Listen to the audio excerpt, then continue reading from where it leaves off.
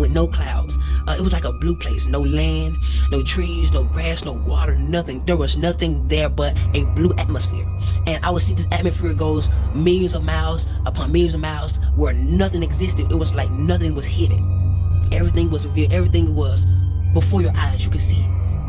And we was in this clear kind of body form, some form of light, as you refer to a soul or a spirit, and I could see through. It was so transparent, and in front of me was thousands among thousands similar to what I was, and thousands among thousands behind me, and I knew that it was some form of a soul.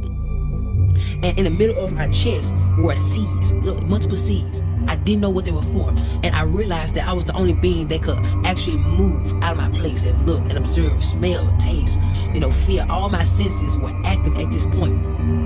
And so, I began to look around and to observe the things that I saw, not knowing that this was a dream. I thought this was reality. I thought this was actually happening, and I looked forward, and there was this great shadow way in front of me, way at the end of the line. It was like 1,000 people in front of me, and there was a shadow, a great big shadow, but it had no detail. It was like as a vapor, and I could see that it was a shadow of something that was in the front. And I had many questions at this point in this dream, and out of nowhere, I heard these words: "Depart from me." And this galaxy, this portal, I don't know what to call it, on the right side of God, or Jesus Christ, whoever you decide to identify that spot of judgment, on the right side of him, there was this big portal that opened up, and there will be stones of fire. Normally when you get a lighter and you cut it on, try to spark a flame, but instead of fire, it was stones, and they will leak out of this portal, and whoever that guy said, "Depart from me," flew down this place.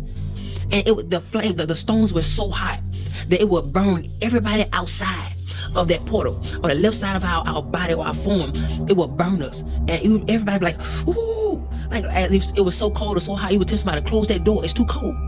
That's how hot it was. And the portal closed. And then he sent them so fast that the screams were late. I would hear, "Ah!" Like it was like, "Depart from me," and it closed up. Then the screams come, "Ah!" And it terrified me. And then out of nowhere, something snatched us up. Like we moved up the line. And I began to think, I didn't understand where we was. I'm like, oh my God, maybe this is judgment.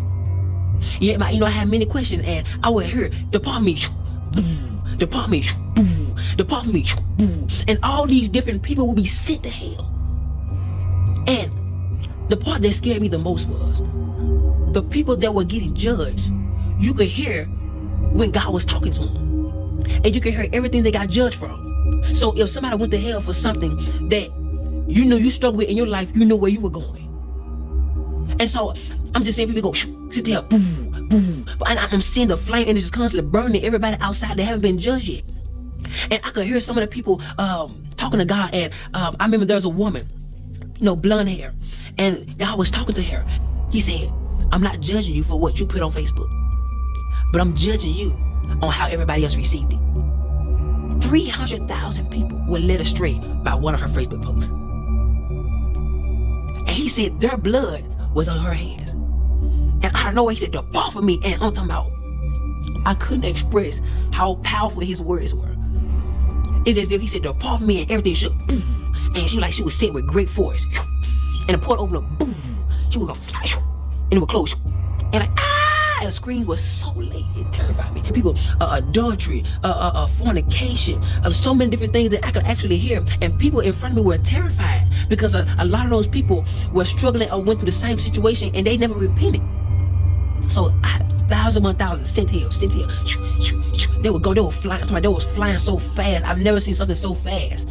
And it got to the point where I was next in line, and he called me up, and he started talking to me. And keep in mind that our life held us hand to hand. So anything we did in our life life testified against us.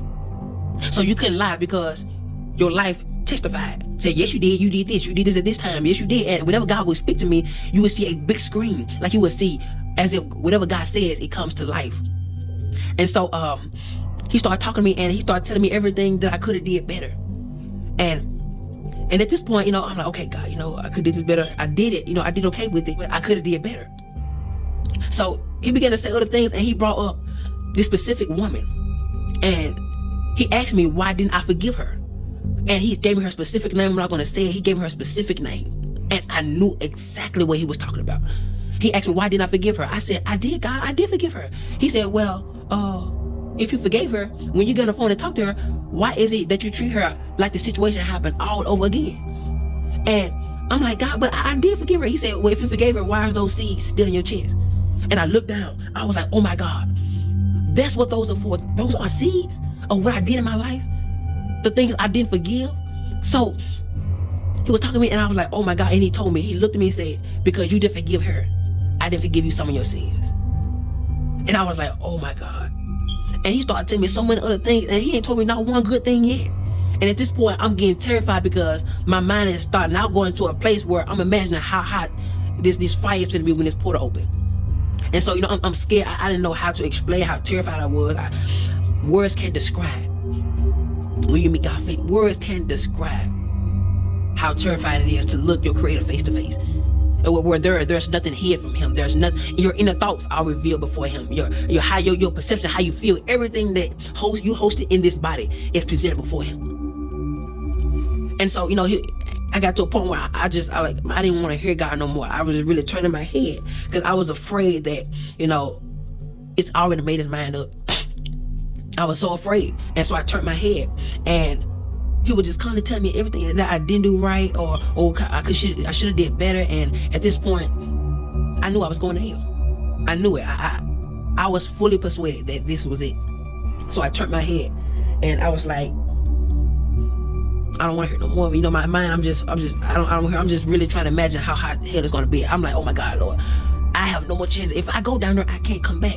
Like, Lord, please don't send me to hell. Please, like, God, please. I'm begging you. And I'm more terrified. I was more terrified than I can express. And so I turned my head, and at this point, I no longer wanted to hear what He had to say, because I knew at this point, I was going to hell. And I would have my head turned, and out of nowhere, there was this one feeling that would come over the interface of my soul. And I would turn my head, and it would go in slow motion, and the tears would fly from my face.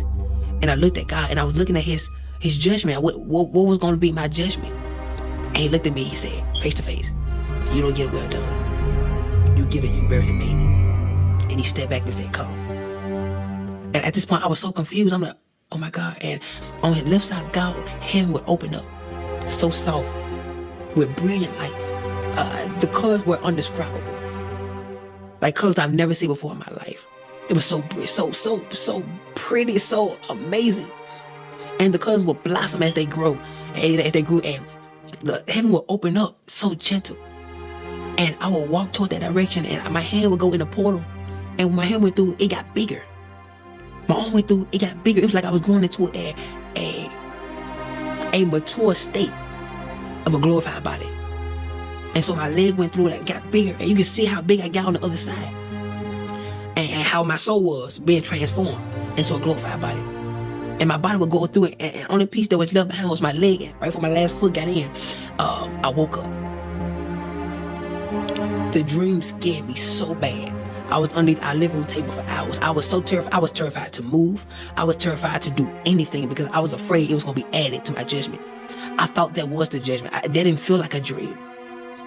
I could feel, I could taste, I could tell you how it made me feel. Everything was so alive in the dream. And at that moment, I was asking God, why did you give me this dream? He said, because I want you to warn my people that the things you saw are the things that shall be. And I didn't realize that what I prayed for and the vow I made before God, that He was going to fulfill it. Now He's looking for my end to be fulfilled. So that's why I'm here talking to you right now. Forgive. Let go.